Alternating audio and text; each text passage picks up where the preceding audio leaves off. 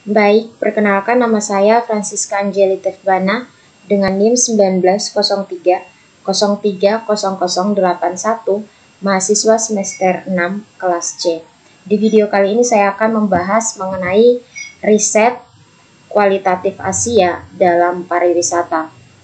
Dalam jurnal ini menjelaskan dengan membagi 4 kata utama, yakni Asia, kualitatif, pariwisata, dan penelitian, dengan tujuan utamanya adalah untuk mengatur adegan pada jurnal ini yang mencoba untuk memberikan kita gambaran umum tentang ontologi, epistemologi, metodologi, dan metode yang merupakan penelitian pariwisata kualitatif Asia, dengan fokus utamanya itu untuk memberikan gambaran tentang keyakinan utama yang telah menginformasikan perkembangan penelitian kualitatif dalam ilmu-ilmu sosial dari zaman klasik hingga zaman sekarang. Dengan menggunakan metode kualitatif itu terdapat keuntungan dengan menggunakan metode tersebut guna memungkinkan seorang peneliti untuk mengukur reaksi banyak orang terhadap serangkaian pertanyaan-pertanyaan yang terbatas, sehingga memudahkan perbandingan dan agregasi statistik. Ini memberikan serangkaian temuan yang luas dan dapat digeneralisasikan yang disajikan secara ringkas dan setara. Sebaliknya, metode kualitatif biasanya menghasilkan banyak informasi rinci tentang jumlah orang dan kasus yang jauh lebih kecil. Hal ini meningkatkan pemahaman tentang kasus dan situasi yang dipelajari, tetapi tidak mengurangi generalisasi.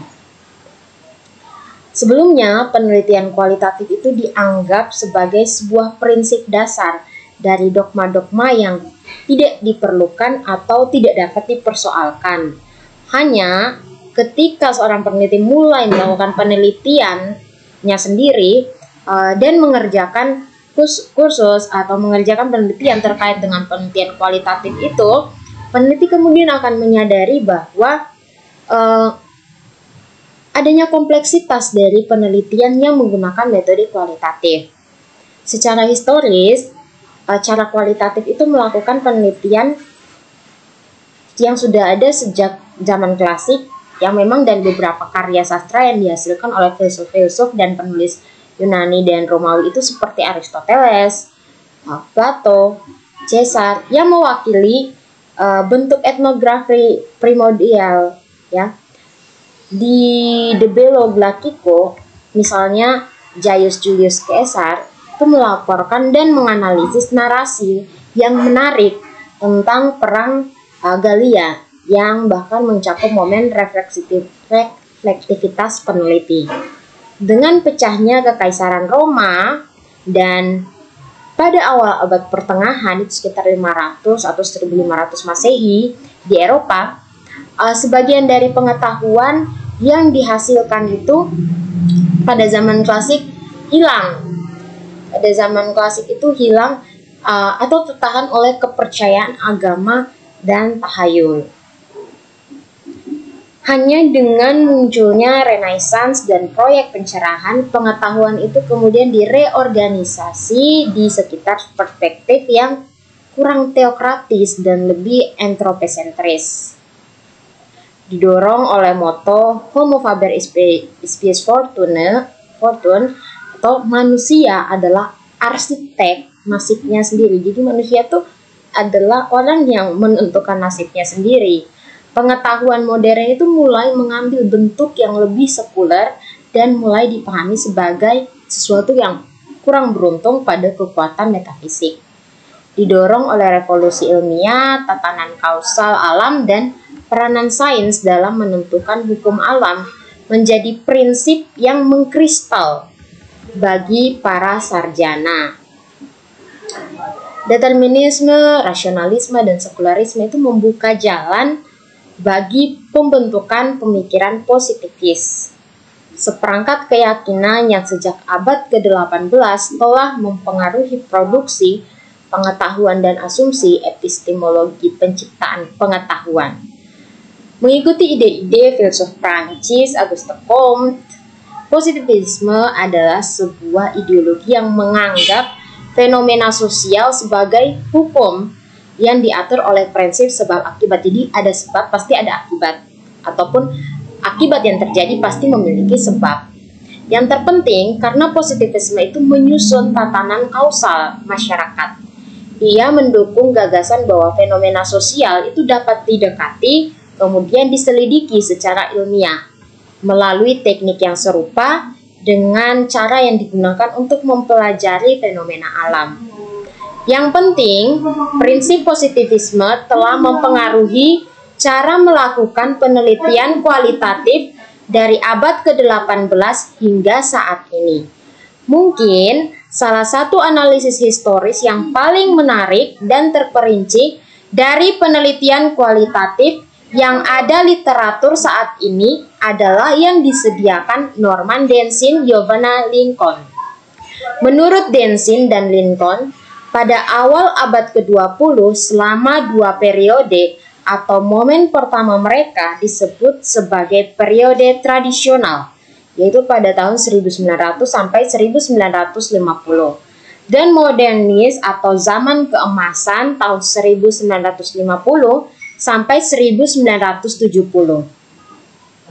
Cara menghasilkan penelitian kualitatif itu didominasi oleh paradigma positivis dan post-positivis. Oleh karena itu, studi kualitatif yang dilakukan oleh para etnografer, terutama ya para etnografer yang pada zaman itu tuh dilakukan oleh orang-orang yang berkulit putih dan laki-laki gitu. Pada saat ini kemudian cenderung menghasilkan sesuatu yang pengetahuan yang bersifat objektif, di mana orang-orang barat itu sering digambarkan sebagai orang yang eksotis. Yang penting baik positivisme maupun post-positivisme itu berusaha menghasilkan studi kualitatif yang ketat dengan menekankan objektivitas dan cara mengetahui yang impersonal. Selain itu, jenis pengetahuan yang dihasilkan pada era itu juga didorong oleh struktur kekuasaan kolonial dan pasca kolonial yang masih mempengaruhi penciptaan pengetahuan dalam skenario akademik saat ini. Hanya dengan munculnya momen ketiga, cara-cara yang kurang impersonal dan lebih reflektif itu adalah melakukan penelitian kualitatif yang mulai muncul. Namun, momen ketiga juga menyebabkan apa yang disebut perang paradigma.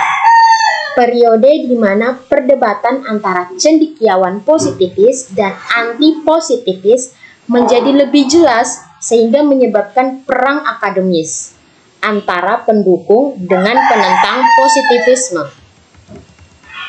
Iklim skeptisme umum itu terhadap pemikiran positif dan mencapai klimaks dengan krisis representasi, sebuah momen yang mewakili kegairahan besar dengan tradisi positivis masa lalu karena merangkum 3 jenis krisis, yaitu representasi tentang bagaimana seharusnya penelitian kualitatif diwakili, legitimasi, dan praksis mengenai bagaimana teks kualitatif dapat mendorong perubahan dalam masyarakat sampai batas tertentu.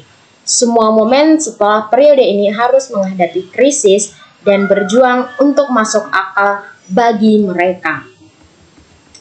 Yang terpenting adalah krisis representasi itu dapat dilihat munculnya dalam bentuk-bentuk baru, alternatif penelitian kualitatif yang dibentuk oleh paradigma baru non-positivis seperti interpretivisme, konstruktivisme, dan teori krisis, queer, feminis, dan paradigma partisipatif. Berangkat dari realisme naif, peneliti kualitatif itu mengoperasionalkan sikap ontologis baru termaksud realisme kritis, realisme sejarah, relativisme, dan realitas partisipatif. Demikian pula asumsi epistemologi tradisional yang didasarkan Ada sikap dualis atau objektivitas digantikan oleh cara mengetahui transaksional atau subjektif. Demikian dari saya, terima kasih.